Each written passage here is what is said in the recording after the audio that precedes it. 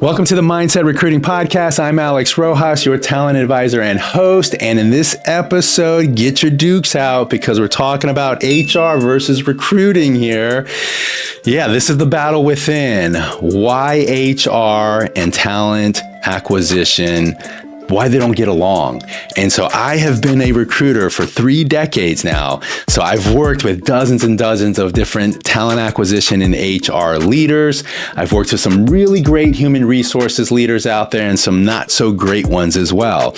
But in this episode, I really want to focus about what are the things that recruiters constantly interact and engage with, and there's division. What are the secrets? What are the things that recruiters really think about when it comes to human resources? I hope I don't make any enemies here, but I want to be very transparent in this episode, why they don't typically get along with each other. Before we do that, let's set the framework here. Now, what is HR? What is human resources? Simply put, it is the employee life cycle. And so if we were to kind of break this down even further, and I would list out some core functions just to give you a better understanding, it's everything that kind of falls under the onboarding, the orientation, employee relations, compensation, benefits, training and development, performance management, compliance, labor laws, regulation, and workforce safety. That's a good list. That's a good list that really identifies the core functions of HR.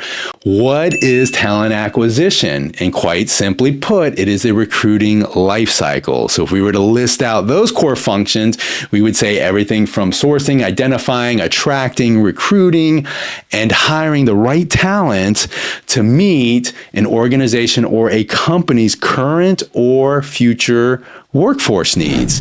So you can see the difference between the two. And I would kind of give a metaphor here that says, this is like saying, here's a physician and here's a surgeon. They both operate in separate lanes. Or you could say, hey, here is a race car mechanic versus a NASCAR driver. Again, 2 totally different professions and skill sets that are needed in order to do their job as professionals. But where we find ourselves today in the state of corporate America is that corporate leaders, executives, CEOs, they force and they ram this relationship down the organizational structure. And basically what they're creating is a sibling rivalry. And that is what's been going on within corporate America for decades now. So we're going to talk about this. This is a 2-part episode. I can only get to half of them. In this episode, I'm going to cover the other half. So you want to stick around and make sure that you go through this list because I want to give you solutions. I want to give you ways that you can work and partner with HR. And HR, I want to open your eyes to the realities of what recruiters think about you. So let's discuss.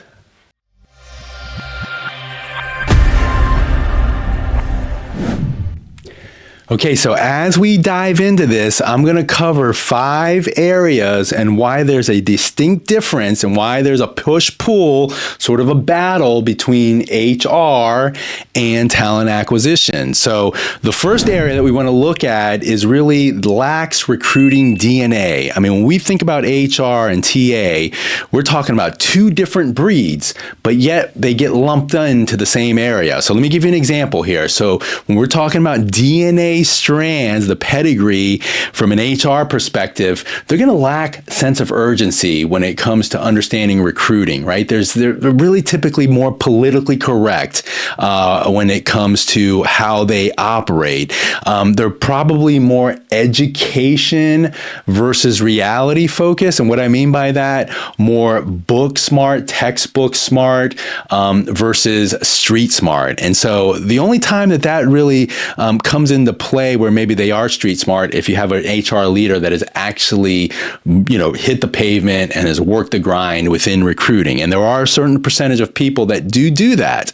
But within talent acquisition, the contrast here is that they have very thick skin. They take action. They're very marketing, sales, branding focused, but ultimately it's all about getting those hires in the door for companies. The second area that we want to look at and the differences really comes to corporate misalignment. And this is an area really that I think corporate America has just gotten it wrong. They've gotten it wrong, and they've gotten it wrong for decades now. When we look at HR and the alignment, the organization structure, typically if you're within HR, you're a leader, a director, a VP, a senior VP, a CHRO, you're going to typically report to a C-level executive, whether that's a CEO or a COO. You're surrounded by generalists. You're surrounded by analysts and maybe some legal contracts people.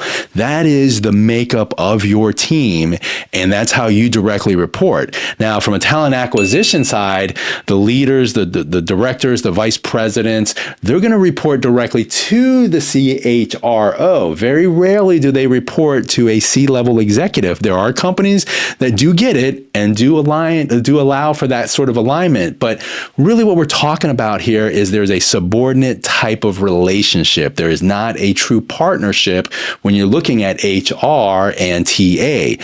Now, when you look at the TA organization structure and who they surround themselves, they're going to surround themselves, and really who they're reporting to, who their customers are going to be hiring managers, they're going to be the clients, the customers, and the CEO or C-level executives. Those should be the ones that they should be reporting to. The third area is going to be policy versus action. So the best way I can kind of describe this is there's one department that likes to stay within the speed limit, right? Doesn't go over 55, doesn't go over 65. And then you got another department that, guess what? We floor it. We go 5, 10, 15, 20 miles over the speed limit. So when we think about this, when we look at HR, they're really going to be focused on compliance, being very bureaucratic.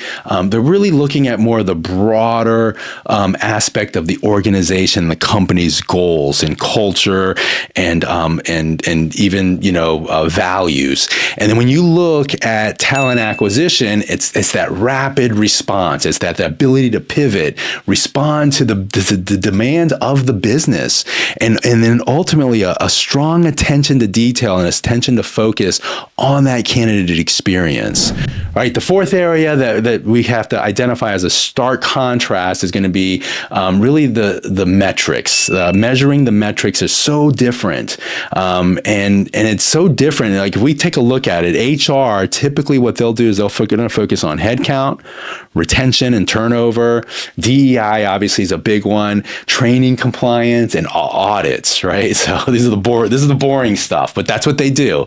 And then talent acquisition, they're going to really focus on ranking and stacking the needs of the company, the open requisitions, the pipelining, the sourcing strategies, scheduling interviews and executing on those interviews, making hiring decisions, time to fill these positions, and what the cost of hires equate to. Again, two totally different areas of focus there between these two departments. And then finally, the fifth area that we want to look at and really compare a contrast in HR and TA is that one is employee focused and the other one is candidate focused. And so the experiences are completely different. For example, HR is going to be really focused on equal opportunity laws, employee relation issues, the risks that they have to mitigate, that they have to navigate through as well. Again, we talked about not only DEI and diversity, but also inclusiveness. Inclusion is really big.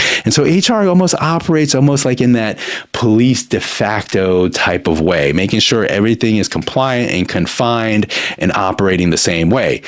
TA, on the other hand, talent acquisition, it's all about game planning. It's all about engaging and finding the best talent out there in the marketplace. It's always about the candidate experience, and it's always about making sure that the recruiting life cycle, the hiring process is flowing, it's optimal for peak performance. So this is the first handful of identifying the core differences when it comes to human resources and talent acquisition.